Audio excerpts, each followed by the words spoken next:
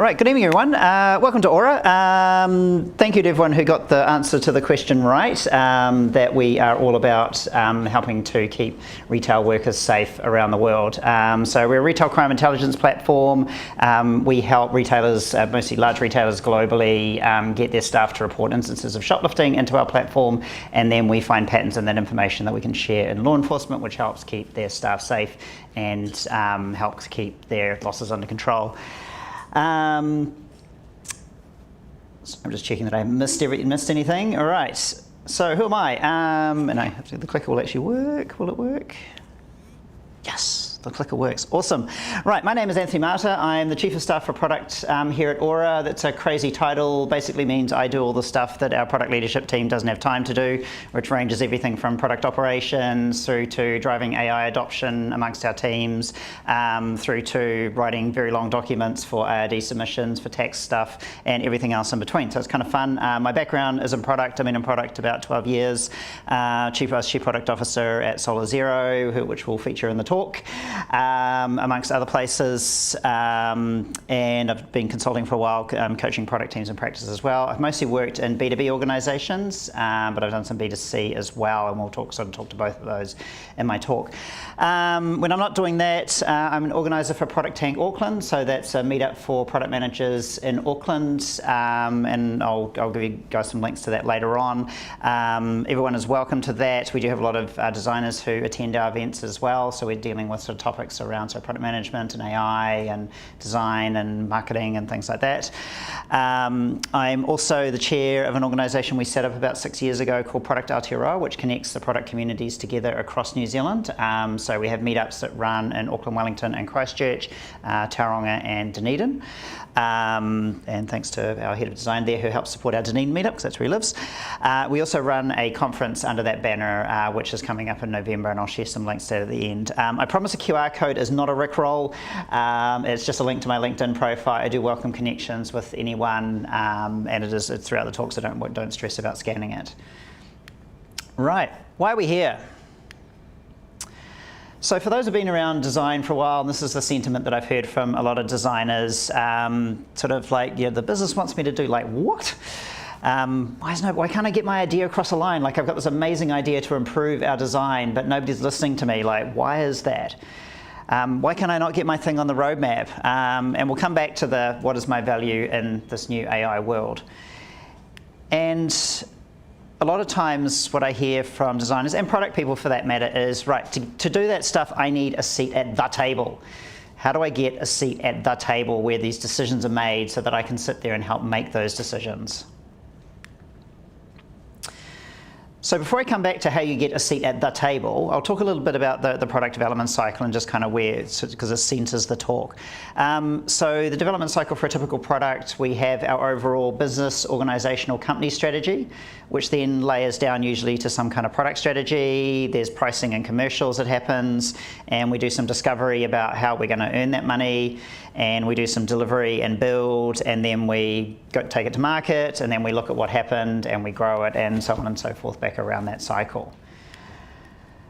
So I'm curious to know, if you're looking at that cycle, where would you describe yourself as spending most of your time? Put your hand up if you're spending time on business or product strategy. One. Pricing, commercials? Nobody? Oh, one, okay. Discovery? Okay, quite a few more people. Delivery or build? Similar kind of people. Go to market? Couple, okay, that's cool. And growth. Oh, that was good.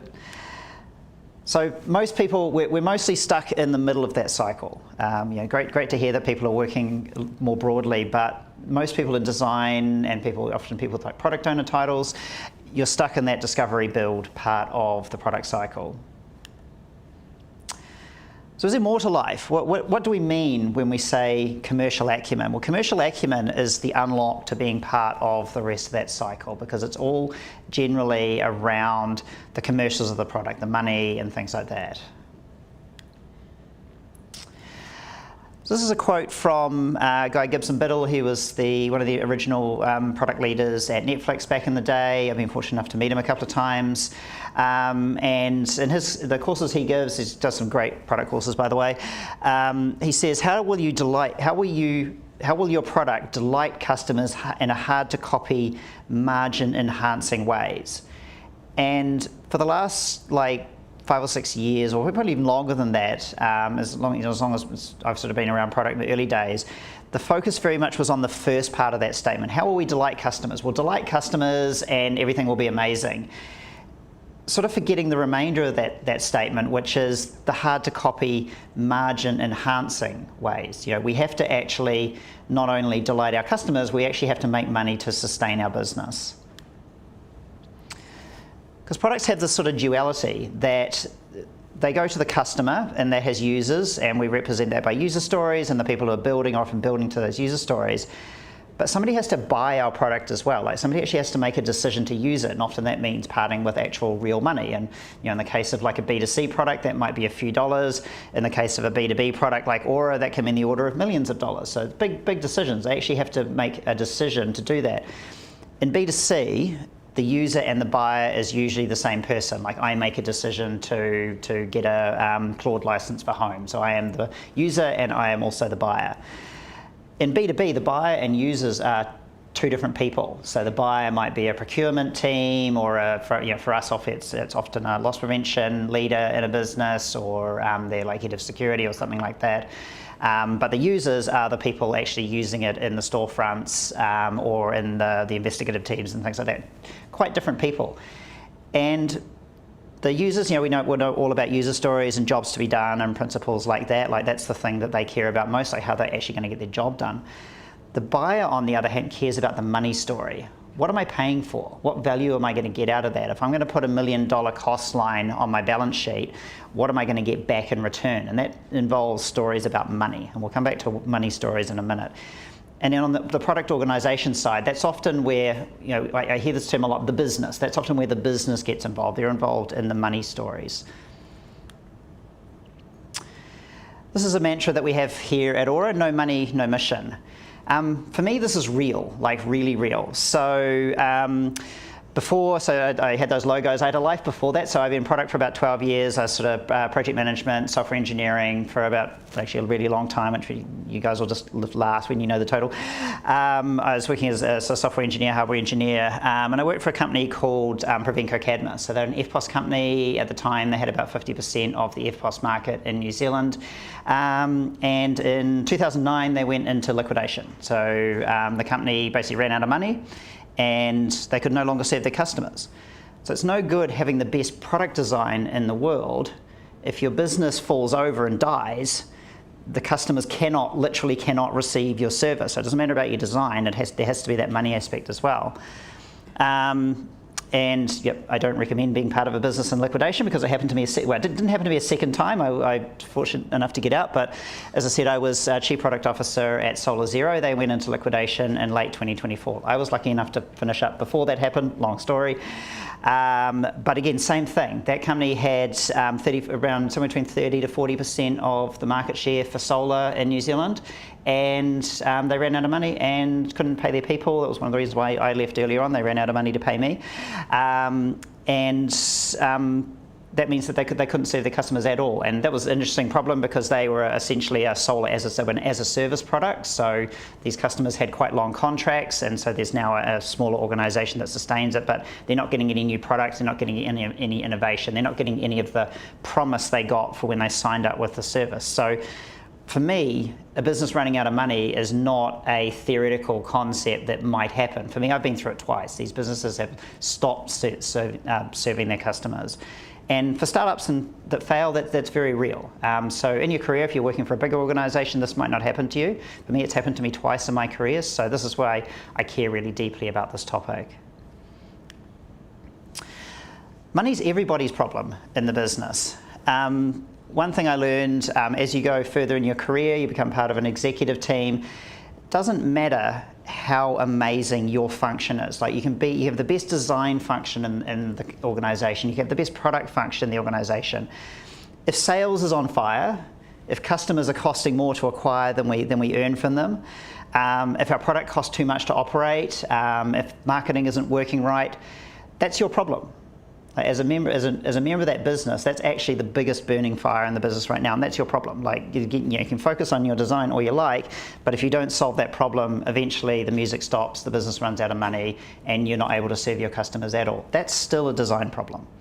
So one thing I've learned, career advice, is career longevity is all about doing the stuff in the business that helps move things forward. And that might mean doing something completely different to what your day-to-day practice is. For me, when I was at SolarZero, I actually spent quite a lot of time working on the sales flow because that was where the biggest problem in the business was. I'm not a sales expert. I learned a lot. I was very lucky. But that was where the burning fire was in the organisation. It wasn't in my product team. So, are we the business? I hate this term, the business. When I hear people talking about the business as the separate entity, like, I'm going to do this for the business, or the business has asked me to do that, please don't use that language. Please banish that from your vocabulary if you're using it in your day-to-day. Get rid of it.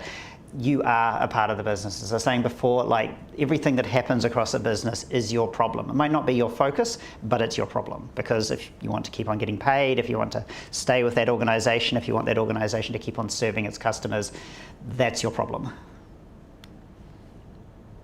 So how do we get the seat at the table? Involves learning a new language, the language of money. This is a book by Rich Mironov called Money Stories, just been released. It's a good read, probably about 80 or 90 pages, quite short. I read it on the plane going over to a conference in Melbourne week before last.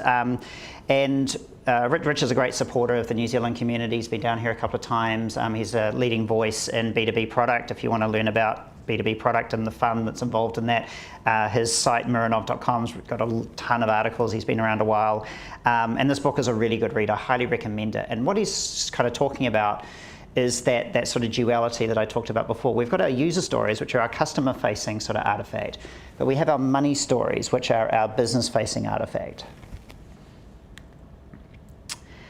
But as a designer, and also often as people who have like product owner titles, your leaders do not expect to hear you telling money stories. They do not expect you to be talking about money because they don't know that you're capable of doing that. They haven't seen you do it. And so I've learned a lot about trust over the years. There's two different types of trust. There's trust for reputation, there's trust by experience. They don't trust that you're going to be able to have those conversations because trust by reputation, they haven't seen you do it. Trust by experience, they haven't learned that you are capable of doing it over time, and they haven't had other people sort of share that you're able to do that. So in order to be able to be part of those money conversations, to get that seat at the table, you need to earn that trust. You need to convince your organisation that you can be part of those conversations. And doing that involves finding out what executives, what your leaders actually care about. So firstly, what they don't want. They don't want you to be that alien around the executive table. They need you to be speaking their language. I've been that alien. I've seen other people do that. And what I mean by that is where you walk into that room and you start talking in the language of product, or you start talking in the language of design. The only shared language around the executive table is money. Now, you're going to have like a CMO, a head of marketing, you're going to have like a head of sales, you'll have a head of finance. They all have their own language for their own particular silo, but the only common language around that table is money. And if you walk into that room and you're not speaking in that language, you're an alien in the room. They don't trust that you're able to actually be a part of that conversation. You'll very quickly fail, as I have failed numerous times before I learned this stuff.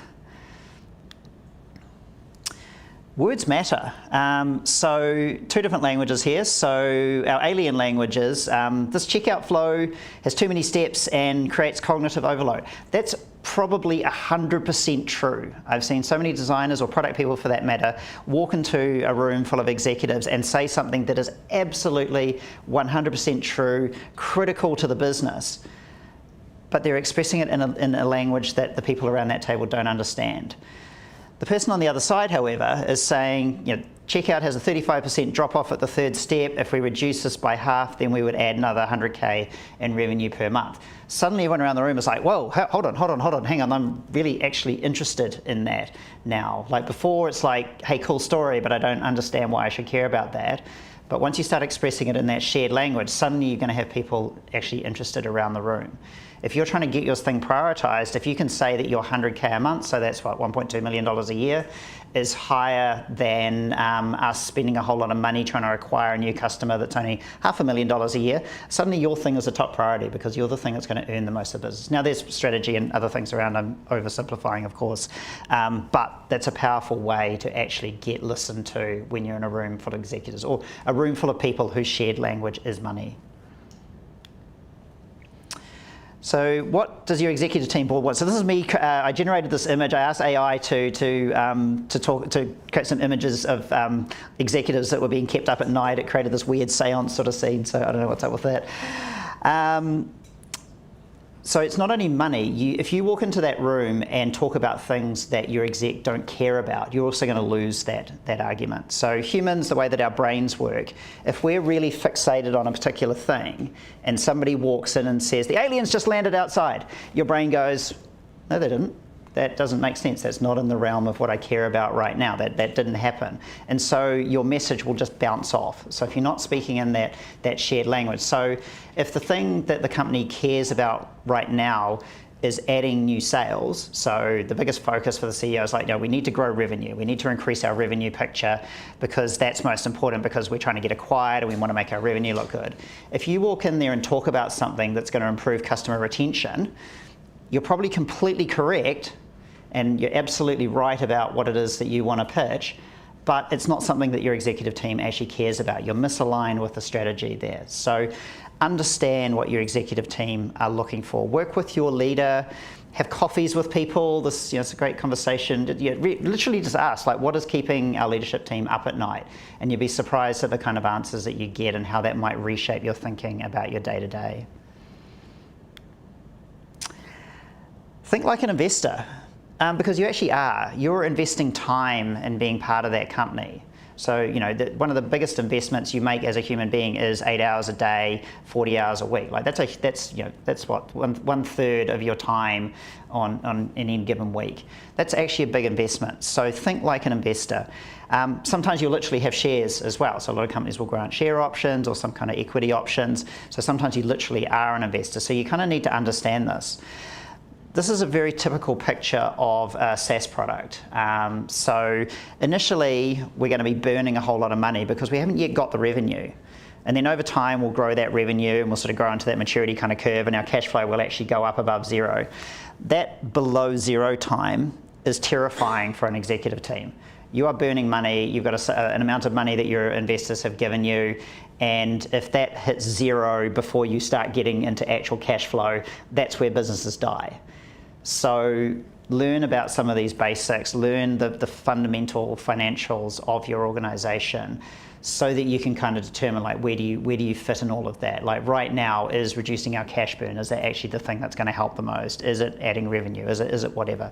So these are sort of some really basic kind of investing concepts. Oh, and incidentally, sorry, I forgot on that slide. This slide comes from a talk. So the first version of this talk I did a couple of years ago to product managers. I co-presented with Melissa Firth, so it's actually a slide from her presentation. She's a great product leader, and I'll talk about one of her talks a little bit later on. How your founder thinks. Understand what your founder is thinking about and what they care about. The quickest way I've seen product people and designers come unstuck in an organization is the founder will come in and go, I've got this great idea, we absolutely should do this thing. And the product manager will go, that doesn't fit, where does that sit in our strategy? I haven't heard customers asking for that. That founder, it's in the name, they've been with the business since the beginning. And they understand context, numbers, the overall product pitch, all sorts of things, all sorts of information that you, as somebody who's come in later, you might be missing that context. Don't do, as I said, what I've seen people do, which is just discount that information immediately because the founder said it and it doesn't seem to reflect what's on what's in front of you. Find out what their context is. Find out what their commercial context is. What's on their mind. This is good advice not only if you think about commercials, but actually just generally. Does anyone know the term hippo? Yep, highest paid person's opinion. Yeah, and I saw that reaction, that smile. Try and resist that smile. Try and resist that, oh God, here comes the hippo. Because again, they might have commercial context that you don't. Particularly around like the trajectory of a business, like what mode is your business in? Are you in cash burn mode? Are you trying to get acquired? That's often information that people working day to day don't have. And that highest paid person, that might be what's on their mind when they come to you with this thing that you go, what the hell? Spend some time trying to understand what it is, what the commercial context is about it, and that might reset your thinking. They might still be wrong. They might still be being a hippo and coming in because they were on a plane and had some crazy idea. That still does happen. But approach those conversations from a place of curiosity. Don't discount it because it's like, oh my God, here comes the CEO with their crazy ass idea again. So, learning how to tell your own money story. How do we do this? Invest some time in learning about how your organisation makes money. Often, particularly for a non-finance role, nobody's going to tell you this immediately. You might get it as part of like your onboarding or something like that. That might be the only time you sort of hear about the financial mechanics. Often you have to invest your own time in learning how your organisation actually makes money. So one piece of advice here is have a coffee with somebody in your finance team. Ask them about how the financial fundamentals of your business actually work. Like, what are the various levers that our customers pull, our sales teams pull. But also, don't go to them with that bold question of like, how do we make money? Spend a bit of time coming up with your own theory. Draw some stuff out, sketch some ideas out, like here's how I think that the various moving parts in our business play together for us to make money, and if we spend more here, that might change this, and so on and so forth. And then take that to a finance person and get them to tell you whether they're right or whether you're right or wrong. Because they're very busy people. They actually love it when people in product and design and engineering come and have that conversation because they view us as a cost center. So they love it when we get more interested in like the how do we bring more money in kind of side of the conversation. But start from a napkin sketch or start from an idea that you've come up with about how the business makes money. Again, work with your leaders, work with your heads of product or your heads of design because they hopefully know the stuff. And try and keep that idea. And also over time, businesses have different operating modes, whether they're cash burn mode or whether they're trying to get more revenue or trying to increase retention, whatever. Understand how your business is changing as it goes through time. Different ways of making money. Shout out to Josh Arnold of Black Swan Farming for this slide. So Josh Arnold, he's a Kiwi. He talks a lot about cost of delay, but he has this great article on his website called Understanding Value, where he talks about the different types of revenue. So there's the one that everybody knows about, which is increasing revenue. We're going to do this thing, we're going to sell more of it, or we're going to so we add more customers, or we're going to increase revenue by uplifting the price we pay for something because we've added a new feature. But there's also protecting revenue. So you're a B2B organisation, you've got a customer who really needs something, or they're going to leave for a competitor. So we're going to invest in that feature because we want to protect revenue. And then there's reducing costs. So this is costs that we're currently incurring. So that might be platform costs, like by doing this, we can switch off this AWS service because that's costing us like $1 million a year. And there's quite a spectrum of examples of reducing cost.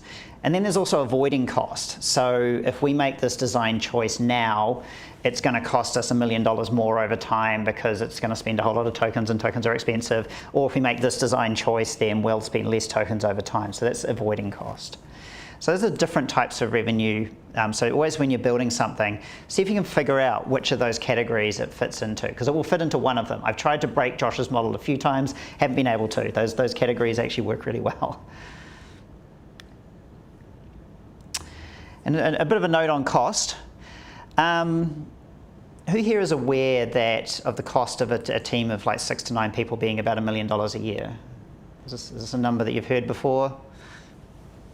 Couple? Okay, so the average cost, and it seems weirdly independent of geography, for 6 to 9 people, a team, it's a normal size like Scrum team, is about $1 million a year, or every 2-week sprint increment, whatever it is that you call your iterations, around about $50,000. So between $50,000 and $70,000, it varies quite a bit.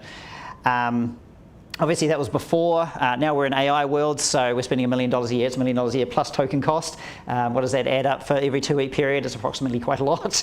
But it's expensive, right? So for that 2-week increment that you spend developing product, you've burned $50,000, maybe $100,000 once we add in all our tokens.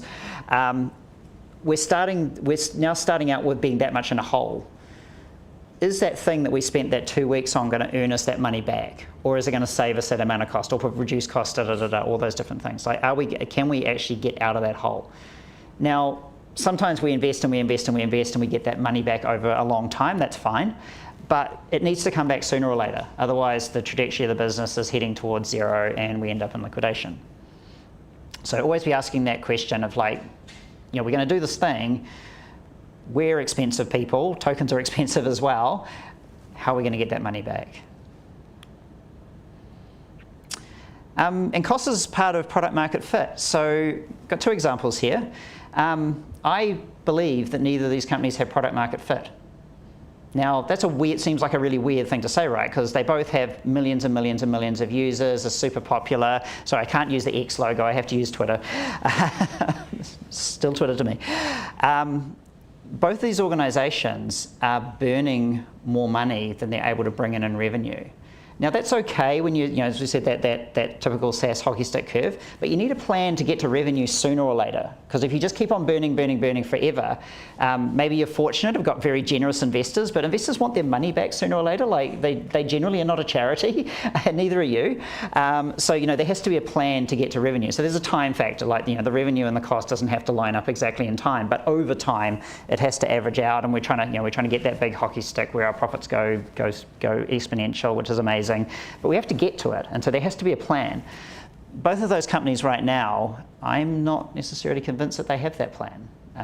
We know that for Claude, for example, the real cost of a token is probably quite a lot above what a customer is willing to pay. So you can have the best product in the world, but if on average over time it's going to cost more than a customer is willing to pay, your product is going to fail. Like, this is all part of our product market fit, whether or not they can pay. Fascinatingly, I did a couple of dry runs of this talk, and I recorded it and transcribed it so that I could get Claude to critique me. Claude was very insistent that they had product market fit. Every time I asked it, it told me that this bit of my talk was wrong, which I thought was kind of hilarious and slightly creepy. So what's your superpower as a designer? You're close to the customer interaction, the value that you're generating for a customer. You've got access to that customer research data, you've got access to usage data. If you can translate that information into the value part of the equation, that's really, really powerful. Similar for product managers, you have that insight.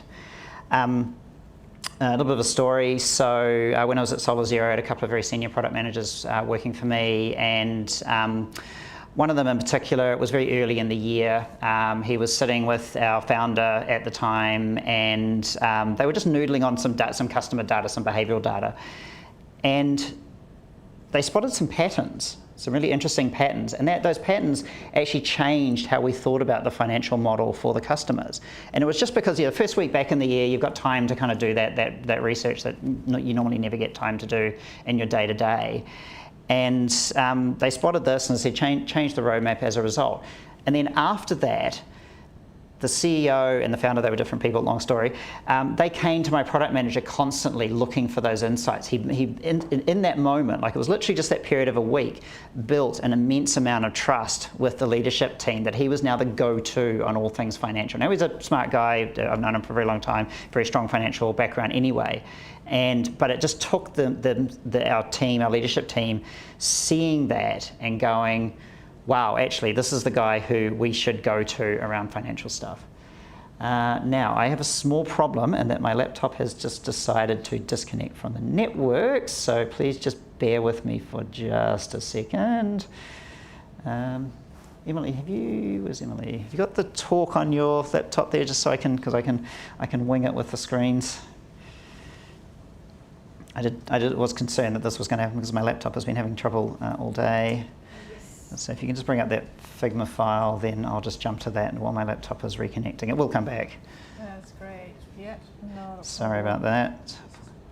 Technical difficulties. Oh no, there we go. Oh, we might be back. Yep. happy to just continue on. Yeah, we are. Okay, we're back. I knew that was going to happen. All right. Okay, no, we're good. We're good. Thank you, Emily. Appreciate it. Cool.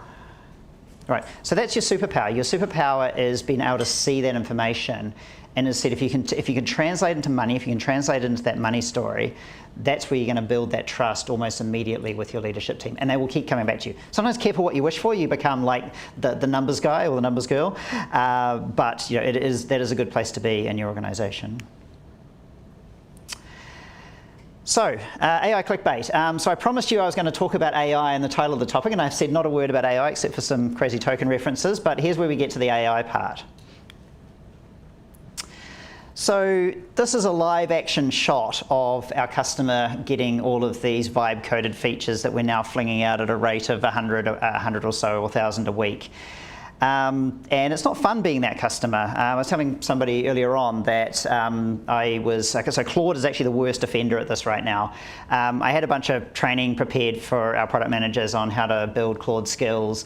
And the day before, there was a Claude update, and it changed how skills are built. I had to rebuild all of my training and then do the training the next day. And then a week later, they changed it back the other way. So I was that person getting hit with those balls. And that's a very quick way to lose the trust of your user. It doesn't matter how many features you can throw at them. You know, we can now go much faster with all these tokens that we're burning. But it's, you know, unless your customer can actually adopt them and pay for them, it's for nothing. Actually, I'm part of a WhatsApp group with a bunch of global product leaders, and there was actually somebody just messaged yesterday that the Chief Product Officer at a very well-known SaaS company, I won't name who they were, is actually, they've been like vibe coding like crazy, they're actually slowing down their development rate in favour of quality and adoption because they're realising that this model of just like flinging balls at people, yeah, it's possible, it's great, we can now do all the stuff that was on our backlog before, but that doesn't mean that our users can actually adopt it. Before, that adoption rate was naturally limited by our delivery rate. Now, because we've sped up delivery, we're now finding other bottlenecks, and some of that bottlenecks is human. Just the humans cannot absorb things fast enough. There's only so much change that we as a human can adopt at any given moment. Hands up, have you seen the four risks of discovery that we usually look at discovery? Generally aware of that from Marty Kagan. So value risk, usability risk, viability, feasibility risk. In an AI world, the proportions of those risks has changed. So our feasibility risk is now reduced significantly. We can now build things that just weren't possible at a rate that wasn't possible before. So our feasibility risk has reduced slightly. Our usability risk has reduced a bit. We've now got all these cool like discovery tools and design tools and whatnot. So that risk has gone down a bit, still a risk. But the value and viability risk hasn't really changed at all. As I was saying to someone earlier on that the fundamentals in this new shiny AI world have not really changed. There's still that risk of will our customers buy it and use it, and will it make money for our business? AI has not changed any of that. If anything, it's made the buy problem worse because now we're burning all this money on tokens and so our cost profile has gone up. So my opinion, the new customer discovery looks like, can we actually get our customers to even care about the thing, and will it make money? And so this is the one thing that really changes in terms of thinking about those money stories and that customer side is, can we land this with our customer in a way that they'll actually pay for it? Because yeah, cool, we can fling like hundreds of those things out, but which of those 100, like is it number 53 or is it number 84? That's the one that the customer will actually pay for. Your value as a designer is going to be figuring that out. It's no longer going to be maybe necessarily the fundamental design, it's going to be which is actually going to land and what is somebody actually going to pay for. Still got some time, cool. So quick lesson on money language. So this is a great game called, what's the acronym? Anyone know these acronyms? Anyone? John, you're not eligible for this. Product guy in the room, you're not eligible.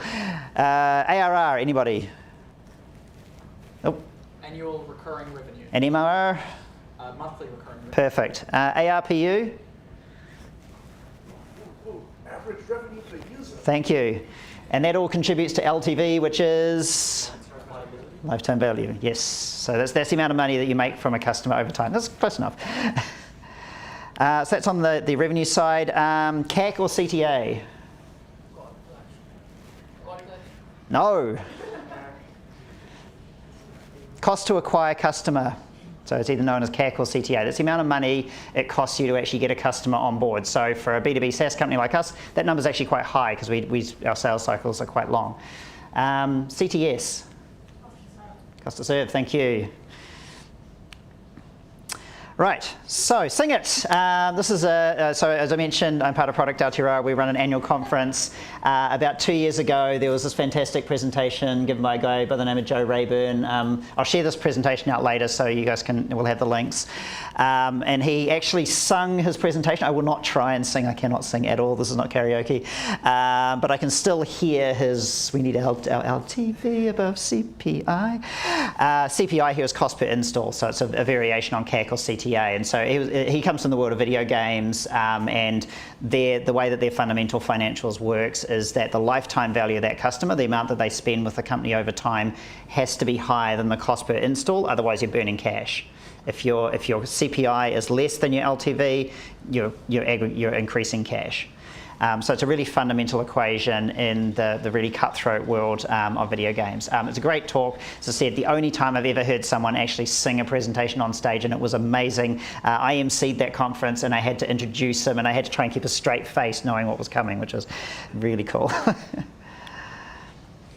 Some other places that you can learn the language. So as I mentioned, I'm one of the organisers for ProductTank Auckland. We actually did a talk here, when was it, back in March, which was featuring Melissa Firth, who I mentioned earlier, and Hugh Robinson, who were talking about pricing and commercialisation. Those SaaS metrics, so ARR and RPU and LTV and things like that. There's a talk done by Bradley Scott, who's my boss, Audrey Cheng and Colin Bowen back in, when was it, 2020. So 6 years old, but the fundamentals still hold true about what those fundamental metrics are. Both really, really good talks if you want to learn more about this. ProductTank Auckland, we record all of our talks, and they're on YouTube. If you're looking for the recording, it's usually in like the body text of the meetup or somewhere in the comments. So I recommend watching at least those 2 videos. But we have some other talks around this topic as well. So let's bring it back together. We're almost dead on time. So this is kind of what I think the future is going to look like in our shiny new AI world. We're going to have product managers who can build and design. We're going to have designers who can build and get commercial. We're going to have engineers who can design and get commercial. Sitting somewhere in the middle, we might have some unicorns who are going to be able to do all of those things. And then we're going to have people who are going to understand how to get funding for your business and do go-to-market and compliance and all the other things involved in getting a product out the door. One of the things I would strongly advise, if you're on LinkedIn and you see those amazing like clickbait posts around, XYZ role is dead, product managers are dead. There's a wonderful person in San Francisco named Claire Vo who has created this product called ChatPRD, and she talks about product management is absolutely dead. Engineers are going to rule the world. What she doesn't mention when she says that is that she's one of these unicorns. She is a CPO and CTO, and I think she seems pretty good at design as well. And so when she's saying product management is dead, she's actually still doing the product management. Like, the role is still there. She's actually still doing the design. The design is still happening. It's being accelerated by AI, but she's a person who's really good at all of those things, and so she's able to do the human part herself. So take a lot of those XYZ role is dead posts with a grain of salt. Read who's writing them and what their background is, because that might change your perspective on whether or not you should actually be concerned. So, take-home exercise. Nobody told you there was going to be homework? Sorry, there's homework. Spend some time thinking about the scope of your role in that overall product development cycle. Where would you like to expand into? What are the parts of the product development cycle, the commercial cycle, that you'd actually like to be a part of? Learn what keeps your executive up at night, because that will change fundamentally how you pitch your ideas. Same thing with learn how the business makes money. How do you make money and how do you spend money? That also will change how you think about what you're pitching. And then, as a designer who's close to that data, think about what those unique insights that are that you have access to that you can bring to the table. And that's all. I think we're going to go into a break now, Walt, I think. All right. Okay, apparently, so we're not going to do questions right now. I think you'll have time over the break to think of your questions. And incidentally, afterwards, I will be around until I run out of patience and kick you guys out, which will probably be after 8 o'clock sometime, but most happy to take questions one-on-one as well. Thank you, everyone.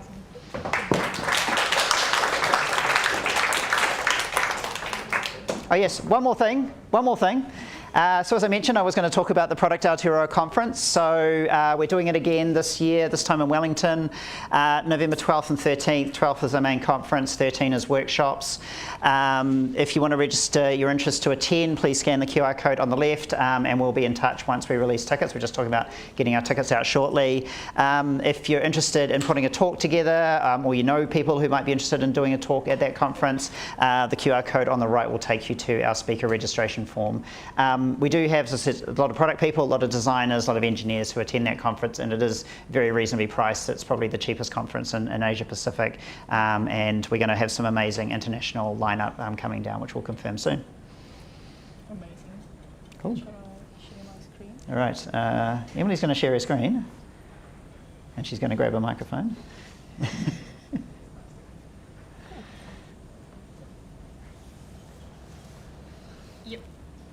I'll put those QR codes up with the for the conference after we've done Q&A as well. So. Sure. So now we're going to have 10 minutes of break, and please just have a think about what you want to ask Anthony about the presentation or something. I don't know. It really depends on what he wants to answer. Yeah, what does the Chief of Staff do? What does Auror do? Happy to take those questions too. So can anyone actually join the form, or is there any problem? Yeah, all good? Yeah.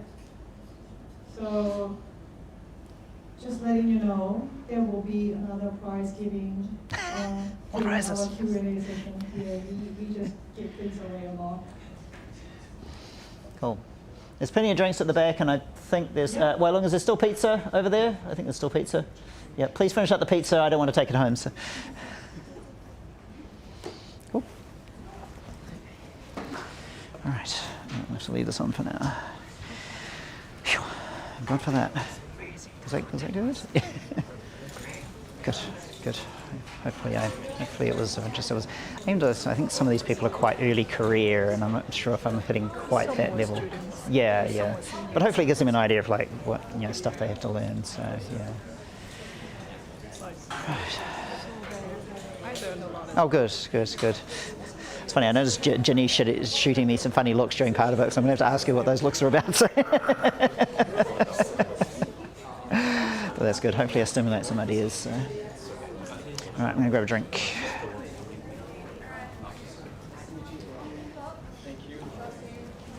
Yeah, that was you. Yeah, good luck to people with it. Was that interesting? Was it useful? Did it flow? That was great. Oh, good. I enjoyed that. Sorry. Yep, that's the one. So I don't have I'll just take a photo. Yeah. Hopefully that was useful. Yeah, it was actually really useful. I guess I'm like pretty new with business term overall. Yeah. But like, I really like the ending part where you like tell the acronyms. Yeah. Which like really inspire me.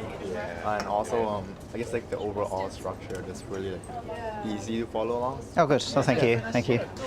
I'm glad because I was writing the talk over the weekend, and my first run through was terrible. So, but I fixed it now. Yeah. You did really well.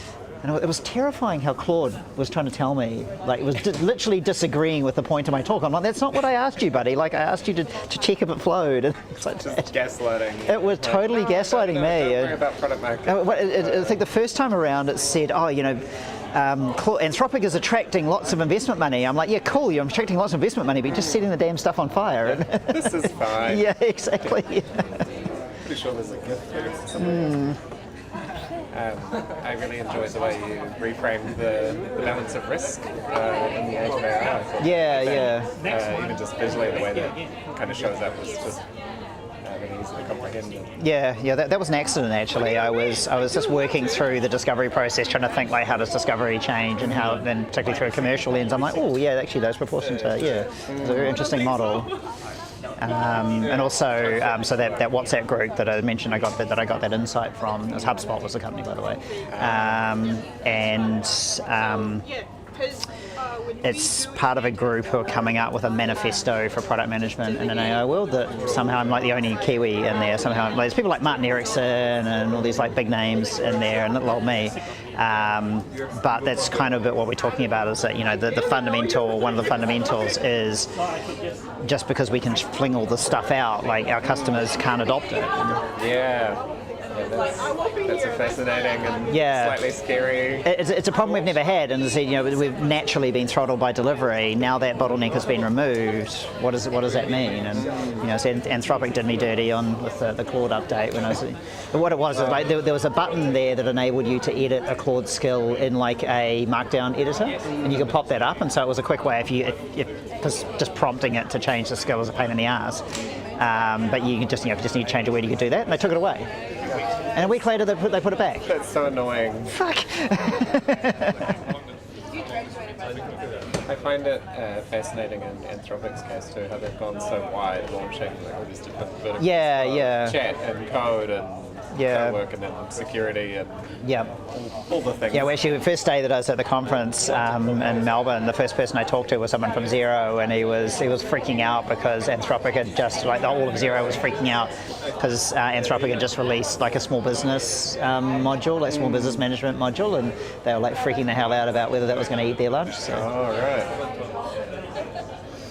Yeah, I'll be really interested to see how they kind of marry all those concepts back together. Like, I know with products, you know, things can tend to go wide when you're in that scaling up phase, but then you still have to create something cohesive that actually brings it all back to, we're not trying to things to all people. Theory, and I don't know if this is wishful thinking, is that it's an age-old ecosystem play. So Xero is a good example. One thing I learned about the way they have an API ecosystem, and, you know, these different products that plug into their API ecosystem they promote, including things like payroll. And then they launched a payroll product. Everyone's like, what the fuck are you doing? Like, you're going to destroy the business model of all these people who've just built payroll products against your API. But what they did is that they released a simple payroll product that people, like, it might be okay for certain circumstances, but people would try it and they go, no, actually I need something more fully featured, and they would buy something that was in the ecosystem. So it was like a lead, like a sales lead in. And so that's kind of like my hypothesis for what Anthropic are doing, is that they're creating this entry point, and they might have some small stuff in that vertical, but if it's more complicated or very domain-specific stuff, Claude will go into a tool, into the MCP of a tool that's specialised in that. And so that tool will still have a place in the world. It just might be that the front door is Claude. Yeah, that's an interesting thought. That's Serco's theory, because the event was a guy who was a CTO of Serco was presenting on their new AI-powered product, and so that's kind of what they're thinking, is that, you know, you can use Claude to do book travel, but Claude does not have the relationship with like travel agents and airlines and whatnot that Serco does, and so there's deeper stuff that they can do. It might be okay for like simple things, but complex business travel, you're going to want to use the actual, a product that specialises in that area. But you know, Claude might be the entry point, but you're still using their product in the back end, and you need a VIA license for it. And it's interesting too how much of that is just a reframing of the existing tech. Like Claude chat and Claude code. There's a difference there. They're just slightly opinionated version. I think the more those differences become apparent. But at the core, it's that back and forth chat experience of iterating on the output. And that's what their product is fundamentally. You know, the fact that it can do this and do that is something that they can do a little bit of, but they'll have all these supporting services underneath. Or at least that's what everybody who's one of those things is thinking and hoping. Still looking to do it. I think this is the year I'll do it. I was really interested in your take on the unicorn in the product trio as well, because there is, I've heard it described as the LinkedIn bloodbath where everything's dying. But then you look at who's posting and you're like, you're doing the product. So if you're a fucking product expert, what do you mean there's no product management going on? You're just doing it. Claire Bow is the worst. Like, she's the worst fucking product is dead provocateur out there right now. I'm trying to get her down for the conference because I want somebody provocative, and also maybe just to give her a flare in her ear. But I don't think I'm going to be able to get her, unfortunately. She's been one of the worst at this stuff. And I look at it, as I said, like, she's an amazing product person, she's an amazing engineer, and sounds like she's an amazing designer as well. And of course she's going to think that one or the other of those disciplines is dead, but she's doing it without thinking about it. yeah, I've seen some out of context quotes from people like Teresa Torres as well, and it's like, oh, the pioneer of the product trio is saying product trios are dead. Yeah, It's like, yeah. oh, no, I didn't say that. Yeah, yeah. That may be collapsing a little bit. There's a little bit more overlap, and we're all becoming more product builders, but those Yeah. roles still serve different functions. Yeah. Yeah, it's still happening. It might be accelerated by AI, it might be augmented by AI, but somebody's still there providing the taste and judgment. And like, oh, all we need is engineers because engineers can do product stuff now. Well, sure, some of them can. Yeah. A lot of them can't. So we use Teams. Well, actually, Slack chat. Yeah, it does. I just wanted to make sure that everyone knows that the question submission only increase the chance to win the free Config 27 ticket going to San Francisco. It doesn't mean like flight or accommodation, but the conference itself. But it's a 3 days of event, and the ticket itself is $900 USD. So every submission increase the chance to win the ticket. Are we going to judge people on like how hard their question is? Did you get extra points? Give me some hard questions. I want hard questions. Tell me where I'm talking complete bollocks, please. So you can pick 3 favorite questions, then they will get some. Oh shit. No pressure. Go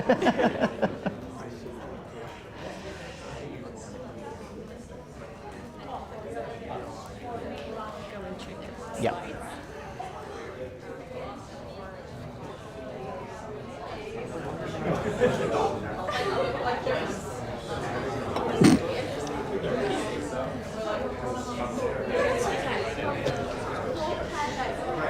How do I mute the streaming mic? Somebody just messaged me to tell me that I'm still mic'd up. So There's a button. What's it? There we go. Hot mic, hot mic. thank you, Yvonne. Appreciate your feedback. Saving me from myself. Oh, good. Yeah. But no, really good talk, man. Thank you. Really good show. It flowed a lot better than I thought it was going to. So. You've inspired me to some of the talk. So. Oh, good. Yeah, do it. We were doing some cool stuff at the conference. Like, So. I guess I sort of have weirdly fallen into that unicorn role. Like I'm building GTM tools at the moment, like literally full-on automated onboarding. Like, Well, I mean, it's the thing. Like, as you go on your career, you become more. I mean, with some exceptions, you just naturally become more generalist and. 100%. Yeah. That's fun. Like, it's good fun learning that stuff. I had so much fun learning the sales side of things. It was terrifying, but it was fun. So. Yeah, tell me about that. I'm being forced to learn that now. Yeah. It's like. Yeah. I'd rather. Yeah. It's good that I got a chance to do baptism by fire. Yeah. Especially with a company growing so quickly. It's been crazy growth. That's cool, right? It's a good problem to have. It's the right problem to have. So. I mean, hard because we're bottleneck engineering-wise at the moment. Yeah. Hiring-wise, but I mean, we just scaled the. Did I tell you? We just scaled the sales team by 4 in the US. Okay. Yeah. I hope you've been careful with your sales hiring. I've seen. I mean, actually, Plexure was like that. Like we made some dud sales hires, and Oh yeah, we have as well. yeah, it's really hard. Hiring the US for salespeople is hard because the US people, they always talk a good game. Yeah. It's really hard to tell who's actually got the chops. So. We found out pretty quickly. Like a lot of our dud ones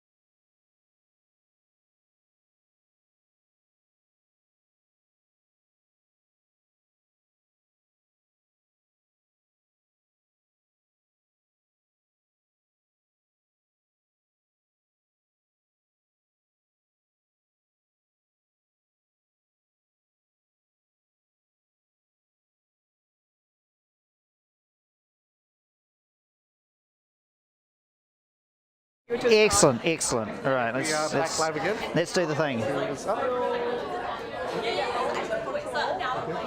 Right, everybody, I believe we're starting the Q&A, so take your seats. And And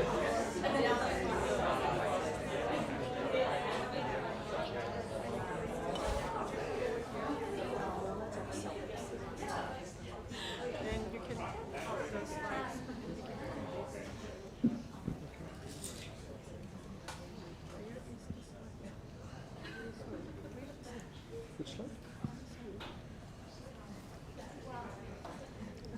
sorry, technical difficulties. Please stand by, callers. Please stand by.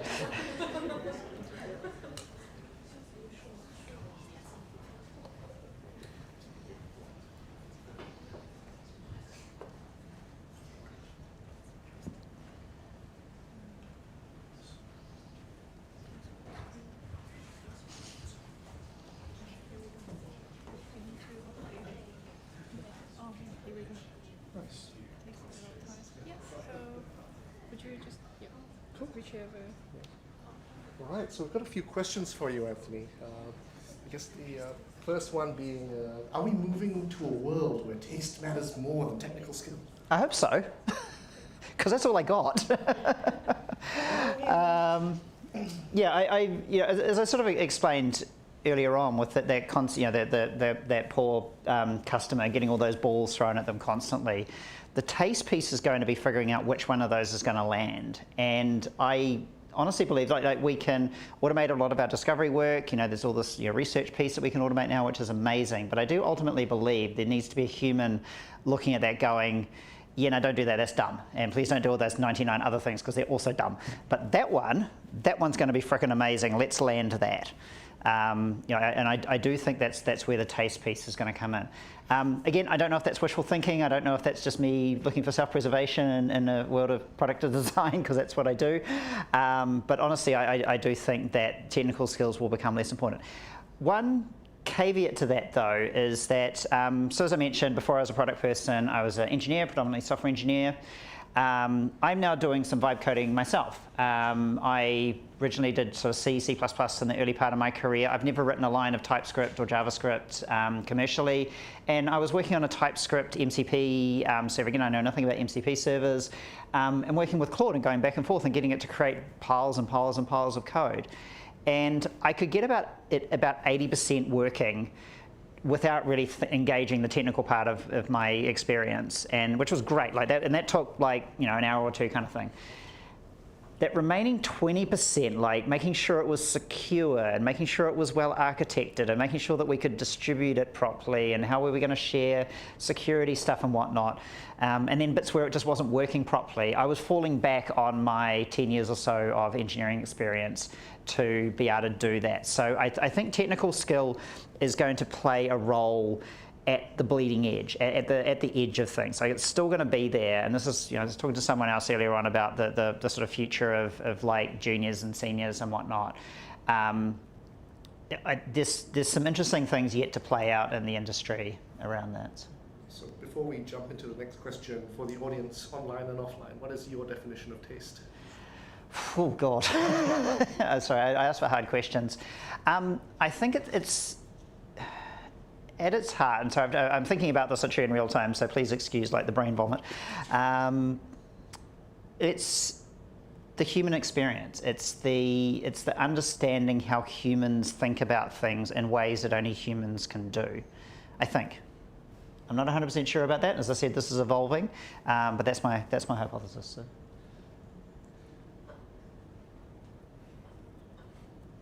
Next question? Yeah, next question. Next question. So, have you seen teams misuse AI in product work in a way that hurts commercial outcomes, where trust is broken, cost to serve is skyrocketing, compliance is breached, brand risk is escalated? The world's on fire. Everything is going terribly wrong. And what guardrails have helped with that? So firstly, the mantra, just because you can doesn't mean you should be burned into everybody's brains. Like you need that reaction of thinking, okay, actually should we do this? Just don't just blow through things. Auror, we're all about responsible use of AI. We have a really strong process here that we call our responsible tech framework. And what we do is that whenever we're doing something where we think, we might be straying into some dangerous territory here, we have a very defined process that we go through. And it's not only like the business process of that, it's fundamental to the way our organisation is set up. So this is easily the most diverse company I've ever worked for in my career, both in terms of like male-female diversity, but also gender minorities, ethnic minorities. We're easily the most diverse thing, and that's really, really, really deliberate. We are working with probably one of the most sensitive areas in technology right now around criminal offending, around use of biometrics, around use of facial recognition and whatnot. It's the thing that enables me to work here is knowing that we've got all these diverse opinions in our organisation who are the people who will put their hand up and go, hang on, this might result in discrimination against trans people if we do this thing. And that's that we need these people who are going to be able to say, hang on a minute, have you thought about X, Y, Z, which then triggers our responsible tech framework, which we then go through and actually work through that in a structured kind of way. So absolutely. I mean, we have caught some things in that process where we've kind of gone, nah. So I would say, I hope, touch wood, we haven't actually had any like major fails going up, but we've definitely caught things going through. We recently released our subject recognition product. That's very, again, that biometrics area is so sensitive. We could have got that really wrong, and I'm really proud of the team here and the objections that were raised and how we worked through those to get that product to market, because it's really critical to keeping people safe. But yeah, it's a thing, and the short answer to the guardrails is just employ people, and maybe we're speaking a little bit to that taste question earlier on. Employ people who are smart enough to go, hang on, what about, and are coming from those diverse backgrounds so that they think of those things. Okay, next question. In your opinion, what AI tools or workflows are actually sticking with design teams? So I'll caveat this by saying I'm not a designer. I work closely with our design team, I support our design team, but I myself am not a designer. I've hired a design team before, so I think I know enough to be dangerous. The areas that I'm seeing stick are design systems, so building design systems that can be ingested into engineering pipelines, so that the pipeline actually gets the design right and doesn't go like completely off the rails. The other area is customer feedback. The tools that we now have available around customer feedback, the ability to always listen to what our customers are saying, just amazing. Like, oh my goodness, they are just absolutely amazing. And the ability to use like commodity tools like Claude, not just specialized tools like Dovetail and whatnot for this, are just incredible. So those are kind of the two main areas. I'm hearing actually another area is just use of design tools. So I run workshops here. I had a workshop with about 30 people, 30 of our trio leaders a couple of weeks ago, and I needed to design a FigJam board for people to interact with that. And so I'd come up with like the workshop structure, written it all down, and went, okay. And I thought, I'm just going to use Claude to like brainstorm what that whiteboard should look like. I had an idea in my head about how I was going to do it, done this a lot before. And so I just sort of put it in Claude and said, here's my workshop, here's my structure, what would you suggest for the whiteboard? And it came up with a bunch of recommendations. And at the end of it, it said, would you like me to build that in FigJam for you? I'm like, oh my God, yes, because that was 10 p.m. the night before the workshop. That was the difference between me getting to bed at 10:30 p.m. and not 1 in the morning. So the ability for these tools, generalized tools like Claude and whatnot, to drive design tools is something I'm seeing really get picked up. I mean, in terms of the detailed design workflow, I'm definitely not the right person for that, but those are kind of my observations. So among the different roles a unicorn performs, what do you think is the best role to get more familiar with, whether that be a developer, a product person, a designer? What do you think is the easiest way to get in if I was new to tech? Good question. Very good question. I'm going to give the classic product answer of it depends. It depends on what you're trying to do. If you're working on something that is very user design centric, then the superpower is going to be design. But the ability to figure out how you're going to pay for it, that becomes like the next superpower that you're going to have, because as I explained, if you don't pay for it, it's going to die. I mean, I'm a little bit biased because my talk was about commercial mindset, and so therefore I actually honestly believe that commercial mindset is the most powerful, but really it depends on what you're trying to do. The opportunity, though, to become good at areas outside of your core competence has never been greater. I've had this conversation a couple of times in the breaks. The thing I love most about Claude or ChatGPT or whatever is you can ask it dumb questions. Like it doesn't judge you. It's not going to judge you when you ask this question. I'm like, oh my god, this is like the dumbest question in the world, but I'm going to ask it because I don't know and I'm just trying to do things quickly. It has no judging of you. Well, maybe if you ask it later on, like, what do you think of me? It might judge you then.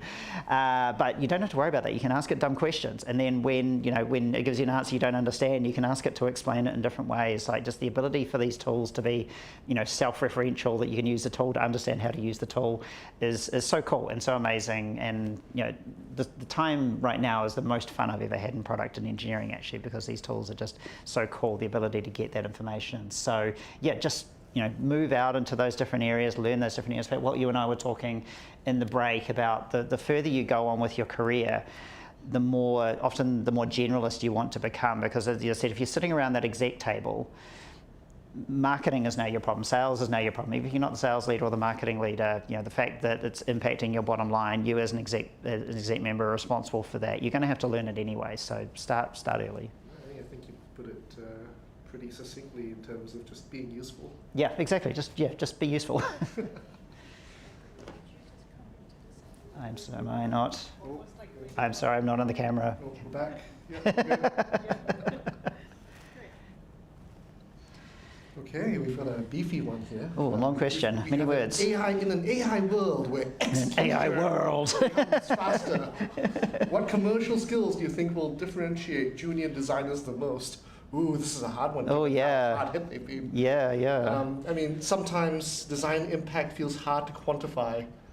How would you recommend junior designers communicate business impact in a way that leadership cares about? Oh, you've covered this, a bit of this. Yeah, I talked a bit about this in the talk, but I wanted to give a little bit of an example. This is very early on in my career, before I became even a software engineer, actually, before I was a product, and definitely before I was a product person. So I started my career at Fisher & Paykel Appliances as a graduate.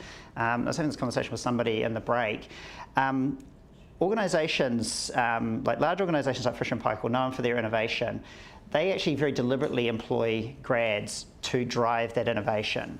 And so my story was, I was working in the refrigeration part of the business. I got sent over to our Brisbane factory to replace the control modules in about 200 fridges that would ship, which had the wrong software version in them. This is long before the days of over-the-air updates and things like that, so I had to go over there.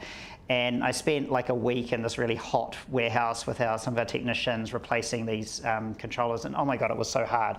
But by doing that, I learned, oh, actually, you know what? This design that we've got is actually really bad. Like, it's not serviceable. It's actually hard to manufacture. We're having like corrosion problems because moisture was getting into places where it shouldn't. And as I started to get really hands-on with this thing, I went, oh, actually, I wonder if we like changed it so that we moved some of the electronics outside of the fridge and moved it to the power module next to the compressor around the back.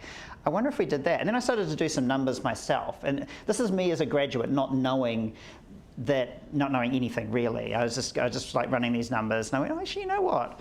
I reckon by doing all of that, we could save ourselves about $10 a product. And this was just me. I was just having a wild guess. I was doing some stuff around, at that time I was doing hardware engineering for the wiring and the fridges. And I thought, well, I wonder if we do this and change this, we can get rid of these things. And I reckon that's going to save us about $10 a product. No idea if I was right. I just said that because I'm like, I have to get somebody interested in my idea. And I just said that. And I made the mistake of saying it to one of our leaders who just happened to be in earshot of the conversation. And 2 days later, he accosts me in the hallway and says, hey, Anthony, when you said that $10, like, how sure of that were you? I'm like, oh, that was reasonably sure, like maybe $8 to $10. Okay, that's really interesting. Let's go have a conversation with our GM. Before I knew it, we'd prioritised that project, and suddenly I'm on the hook to deliver that $8 to $10. With all of this is that as I started to float these ideas with people who'd been in the business longer, they're like, oh yeah, no, we looked at that when we did the initial version of that fridge, and we rejected it because you couldn't do it. It wasn't possible. when I was postulating that idea, I didn't know that that wasn't possible. I didn't know that somebody had already rejected. That was my value as a new person. So, that was a very, very long-winded way of saying your differentiation is actually knowing what's not possible and just asking the questions anyway.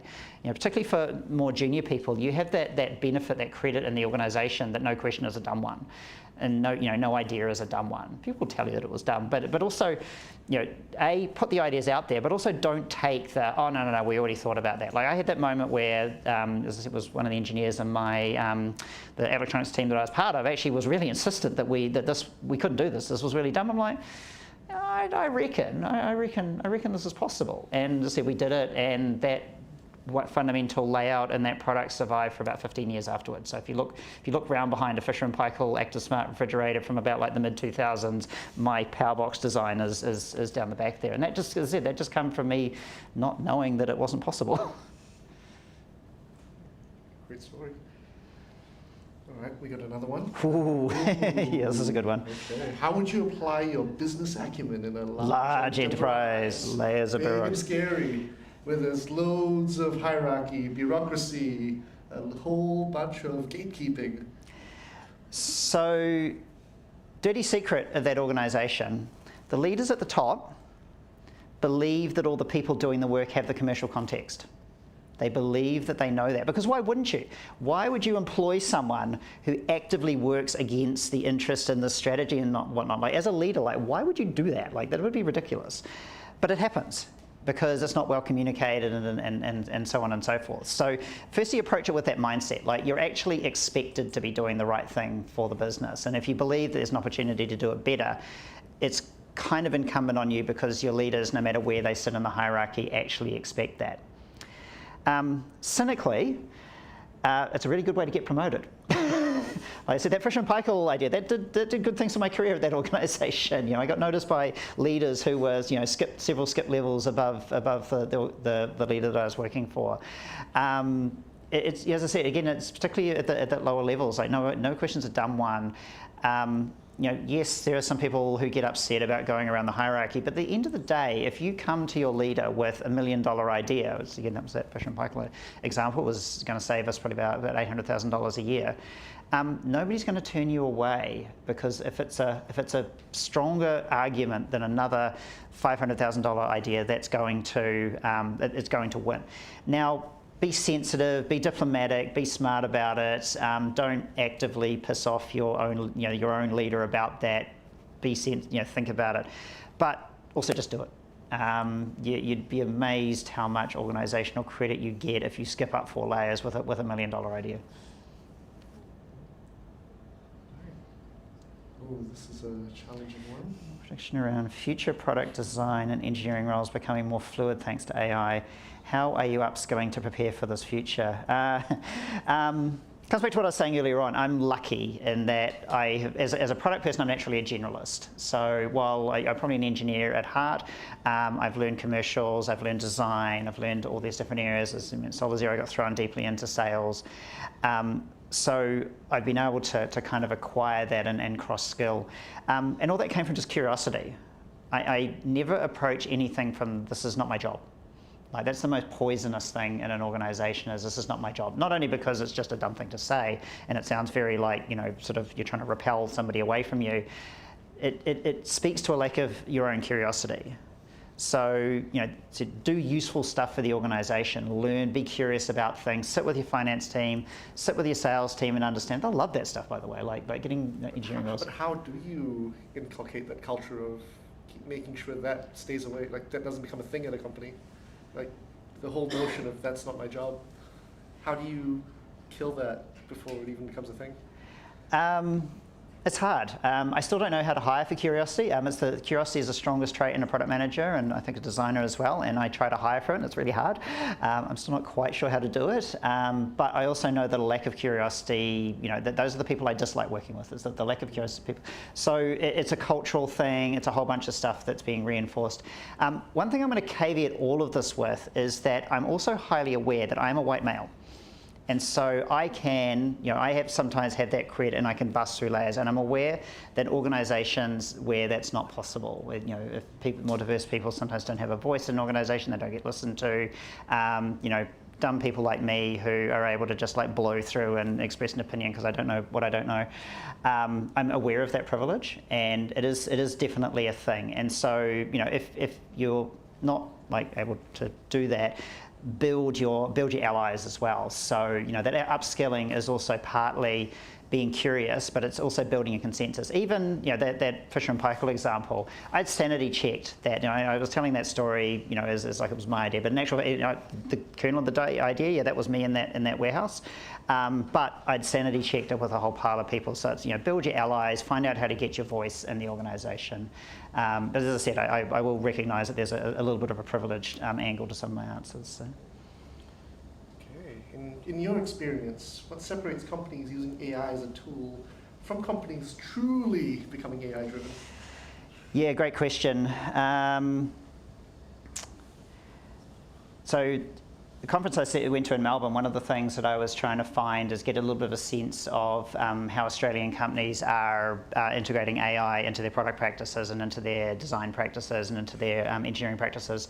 I was a little bit shocked. Like, I literally found 2 of the maybe 10 or sort of 15 groups of people that I spoke to, and one of them was actually presenting on this exact topic, so that was why they were there, who had truly integrated AI into end-to-end. Now, they weren't AI native companies. So, firstly, don't think that you're behind. This stuff only became a thing since like December or November last year. So everyone is trying to catch up. And a lot of the LinkedIn posts come from those companies that were AI native in the first place. The companies, to me, that are doing well with this are the ones who are at least adopting that mindset. Anything is possible. We can change how we work. Change is possible. We can move. Ironically, like, those are the companies that are going to win anyway. But by your definition, what does it mean to be AI driven? What does it mean to be AI driven? To have that AI first mindset, which is a total cliche, meaningless cliche. What do I mean by that? It means that you approach things with, how could I use AI to do this first? And of course, you very quickly, you're also approaching it from the mindset of like, actually, this is a dumb thing to apply AI to and I shouldn't do that. But it's having that mindset of, how could I use these new tools, these new opportunities to apply to my business? So to me, it's less about actually what, you know, the technologies, it's mindset. How are people actually driving forward? Again, basically that curiosity mindset. Awesome. Oh, but wait, there's more. What is the most difficult thing you found in your work to drive AI adoption in Auror, and how have you got around this? Yeah, I guess I may be airing some of our dirty laundry here, but this is something I've seen at other companies as well, so I don't think it's a problem that's unique to us. It's what I call the square wheel problem. So have anyone's seen that cartoon where you've got the guys pushing a wagon with a square wheel, and there's a woman behind them holding like the round wheel going, this is going to make your life a lot easier. No, we're too busy. It's that square wheel problem. We're too busy. It's too hard to adopt it. A mantra of transformation has always been slowing down to speed up, and you have to find ways to be able to do that. Even personally, there's that temptation, particularly for more senior people, to go, it's just easier for me to do it the old way, because that's the way I know how long that is going to take. If I introduce AI into my workflow, it's going to slow me down. Literally did that with this presentation, by the way. The slides I did in PowerPoint, and I initially didn't use Claude because I was terrified of like what Claude was going to do to my deck.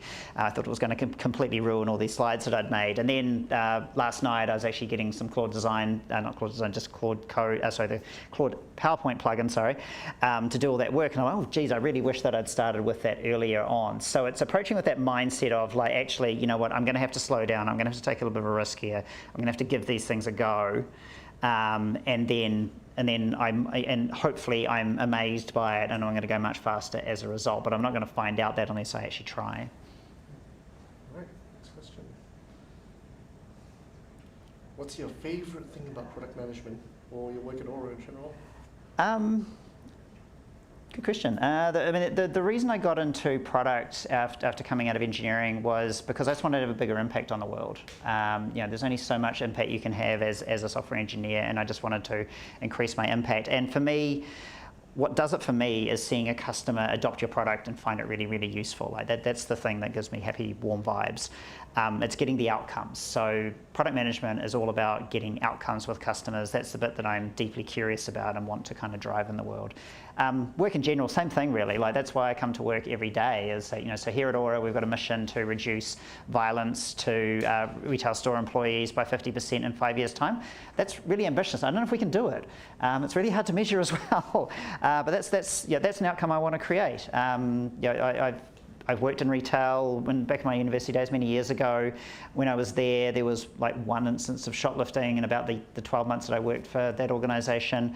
I did a site visit to Chemist Warehouse not long after I started. They're one of our customers. We're doing some training, and there was shoplifting happening as soon as we walked in the door. There was this woman who was stealing perfume, and she was like throwing stuff at the staff and whatnot. And we talked to the staff afterwards, and they're like, "It's going to happen tomorrow. Might happen twice the day after." It's like, oh my goodness, like this is why I'm here. I'm here to help them, because they were like, what do I do? Like, police don't care, nobody cares, my life's never going to get better. I'm coming to work every day and I'm getting people threatening violence against me. Like, I have no concept of what that was like, because I didn't experience it when I was a retailer. So that's the stuff that's creating those valuable outcomes. The last question. Coffee drink order. What? Yeah. I have somehow got this far through a career in product and engineering, and I don't drink alcohol, and I don't drink coffee. My vice is that, and I'm sorry, it's terrible. Back in the day when I was working at Orion Health, we did a conference with a bunch of clinicians down in Christchurch. Had to get up really, really early for a flight, so I was like a zombie at 9 in the morning after getting up at like 4 o'clock in the morning to get to the airport for the flight. And they had a coffee order, and of course, I said, "Hey, can you just like give me a Coke, thank you?" And they came in with that, and all these, so I'm holding this, and these clinicians come up to me, "You can't drink that." I just want my caffeine. I have one follow-up question. Follow-up question from Katie is it? I hope to see it's not about Coke, so please. I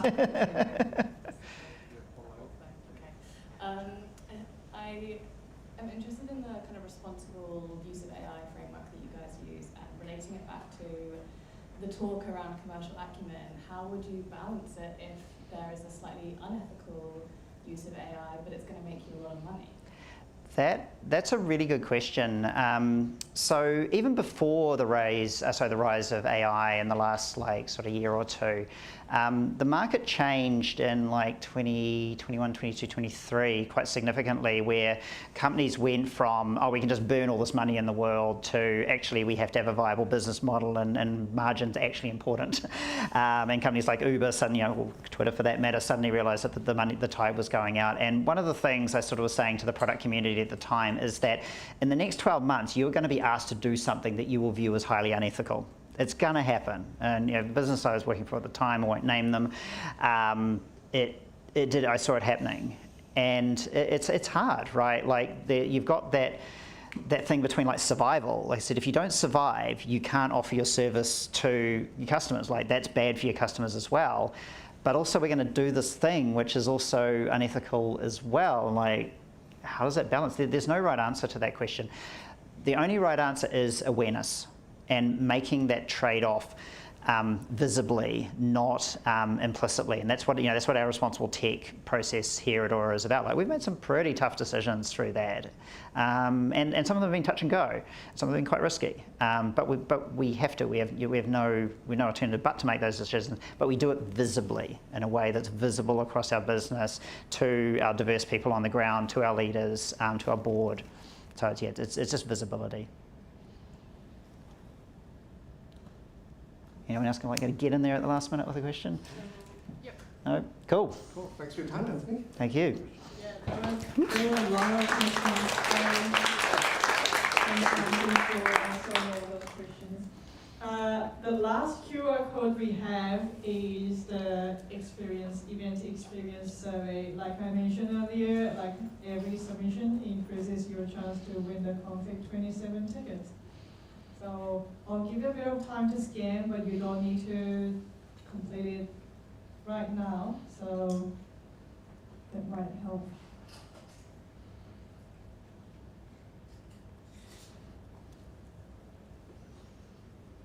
Yeah, and if you guys have more questions, then maybe Anthony will I'll be around. Yep. be around here. So as I said, so we'll be here, like, more than welcome to have networking and drinks and conversations until probably sometime after 8, or until myself and Shay and Ginny run out of energy. That's great. Yep.